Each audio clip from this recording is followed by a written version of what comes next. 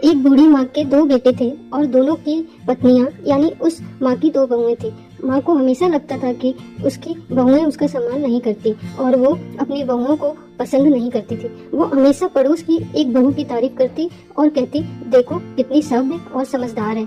एक दिन पड़ोस की उस बहू का त्योहार था और उसी दिन माँ अचानक बहुत बीमार पड़ गई। माँ ने अपनी बहुओं को बुलाया और कहा, मेरे बक्से में एक सिल्क की साड़ी रखी है, जाकर उसे उस पड़ोस वाली बहू को दे दो।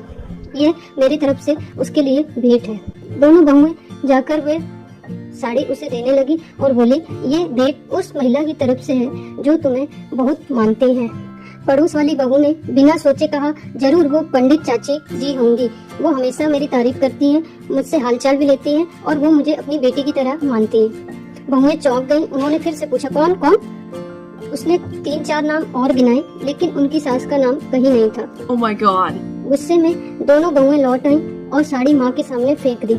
बोला, ले लीजिए अपनी साड़ी, जिसे आप बेटी मानती थी, उसे तो आपका नाम तक नहीं पता। आप उसके सामने भी चले गए तो भी वो आपको नहीं पहचान पाएंगे।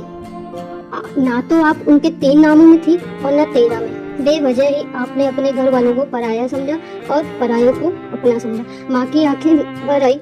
Oh. अब उसे समझ आ गया कि उसने अपनों के प्यार और सम्मान की कदर ही नहीं किया। कभी कभी जो अपना है वो चुपचाप सब निभा रहा होता है, बस दिखाई नहीं देता।